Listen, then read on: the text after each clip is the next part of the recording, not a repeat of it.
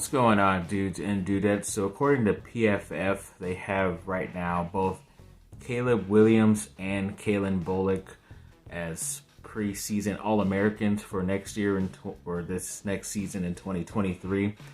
It's pretty cool. It's the first time since, I believe, Robert Woods and TJ McDonald on the same team, offense and defense, did that quite a few years back, almost like a decade or so ago. So at least, yes, USC is returning some healthy and good products for their team, but we will see what happens when it comes, because I know Bullock, he's a really talented player. He just needs to probably get a little bit stronger, a bit better at tackling too as a safety, in my opinion.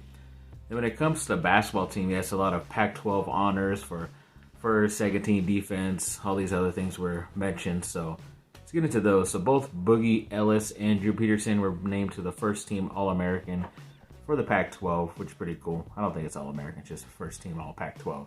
So congrats to those guys. I know Boogie definitely deserved it the way he played, especially the past couple months.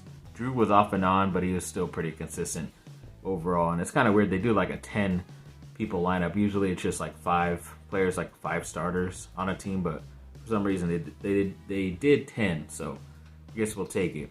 Then when it comes to Reese Dixon Waters, he was a really good guy, especially off the bench, and he was named the Pac-12 Sixth Man of the Year. I did not know they gave that out, but it's pretty cool. It's obviously an award that is awarded in the NBA, so it's pretty cool that he was recognized for that. Pretty good, consistent player off the bench. Then both Kobe Johnson and Joshua Morgan were named to the Pac-12 All-Defensive Team, which is cool. I know Morgan missed a couple of games here and there, but when he was out there, he was blocking most of the shots. I think that's going to get him drafted pretty soon later this year. And then Kobe Johnson, second-year guy, stepped up as well, both offensively and defensively. So nice to see him make at least one of these teams. And then Trey White, one of the star freshmen for USC, he made the freshman All Pac-12 team as well. So that's cool for him. Definitely a lot of guys, they spread the wealth when it comes to USC players getting some recognition. So definitely very happy about that for the Trojans. Then when it comes to one of the top 247 sports recruiting analysts, especially the guy, like, once he crystal balls somebody in his prediction, then it's usually correct. His name is Steve Wiltfong, and he recently officially crystal balled Dylan Raiola to USC as well, the top 2024 quarterback, who pretty much everybody's after. Georgia, Nebraska, all those guys, Texas, but yeah, it definitely looks like it's going to be USC, according to him, because I know a couple of his other colleagues on that website have also crystal balled USC and Raiola together. So, hoping for the best. I know he says that he wants to compete.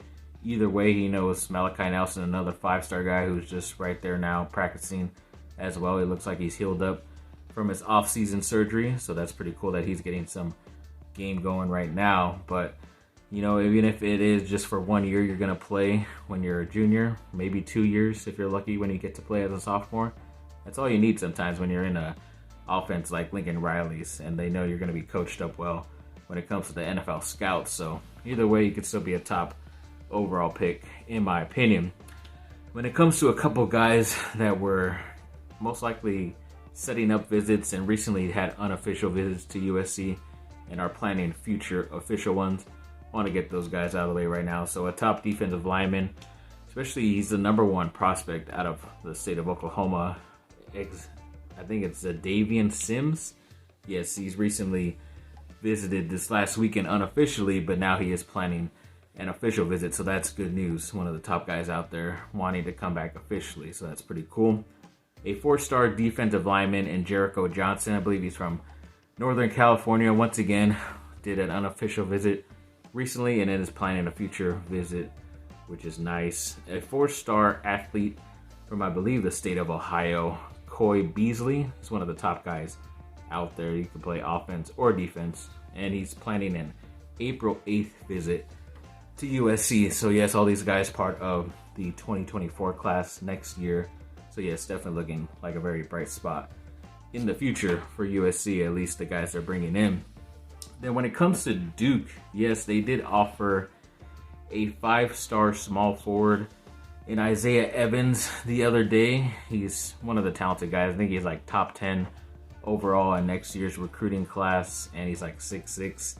But he looks even taller in some of the pictures you saw. He looks like he's going to grow out like a Brandon Ingram, who's with the Pelicans right now, an ex-Laker. He's just looks like he's just going to end up getting that 7-foot wingspan, and he's a pretty talented guy, so definitely very happy that at least, you know, Duke is looking at these guys as well. Because I think I mentioned a couple videos ago that John Shire, the coach, said that they weren't maybe going to try to go heavy on the 5-star freshman all over again, but if you choose and pick your guys, especially in at least one guy or two guys in the top 10, wouldn't hurt either way every class. So looking forward to see if he does end up committing to Duke.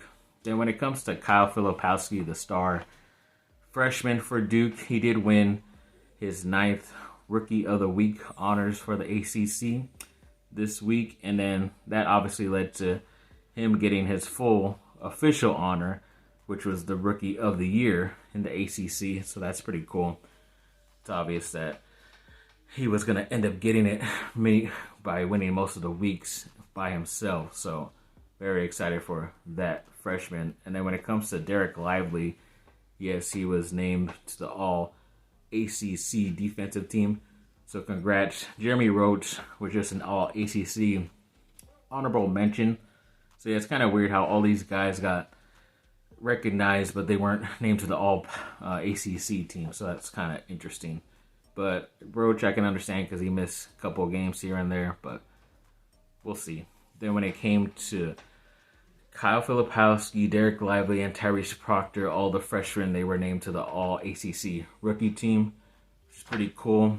And then, I don't know if I mentioned in the last video that obviously Duke is in their ACC tournament bracket as well. They are the number 4 seed, so it's pretty cool that both USC and Duke are number 4 seeds in their tournament. But they did finally get to see their second opponent that they might get tomorrow when they get to see Georgia Tech play against Pittsburgh tonight. So we'll see the winner of that. They'll play tomorrow. And I know Pittsburgh recently played them tough. I know the first game against Georgia Tech was a tough game for Duke, but I know the most recent one, they did blow them out.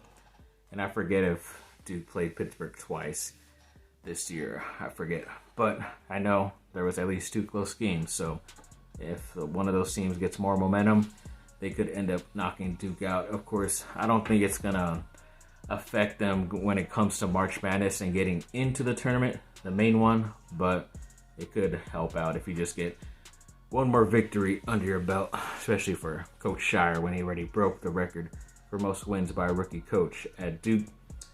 And when it comes to the Lakers, yes, they played last night. It was a big-time game against the Grizzlies that they were able to beat them, but it was also the jersey retirement ceremony and induction for Pau Gasol, one of the ex-great tall centers for the Lakers. He obviously won 2 championships with the Lakers, and they were able to go to 3 straight championships, and obviously his career in Spain and winning gold medals and all that stuff for them. But yes, they were able to beat his old team that drafted him, Memphis, 112-103, which was nice, especially because Anthony Davis went off for 30 points, 22 rebounds, and 3 assists. He was pretty much the more consistent guy out there. But yes, luckily everyone else did step up enough. It was a pretty low-scoring game, like in the 50s at halftime, which was kind of surprising. But it wasn't more about the defense, more about how both teams were pretty much struggling shooting. But luckily, Lakers stepped up and were able to get the victory on a pretty important night. And yeah, it was great seeing the ceremony at halftime. They obviously put Powell's jersey next to Kobe's because it's obviously the most recent, but it's also pretty special because of how close of a relationship those two had, as well as him even being the godfather to one of his daughters as well. So that's pretty cool. They're able to be up there together forever in Lakers history.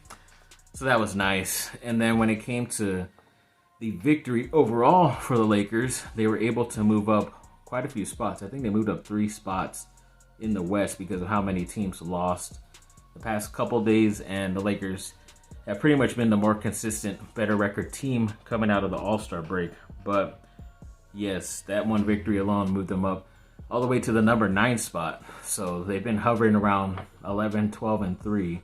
So they're 13, excuse me. So luckily they're technically in the playoffs, in the play-in, where you most likely will have to win at least 2 games or maybe one. I forget the workings of it, how that happens. But yeah, at least they'll get a chance to at least get into the playoffs. They know they want to push for the 6th seed. It's going to be tough without LeBron James being there, but they do have a tough team in Toronto who's a lot better than what the record is.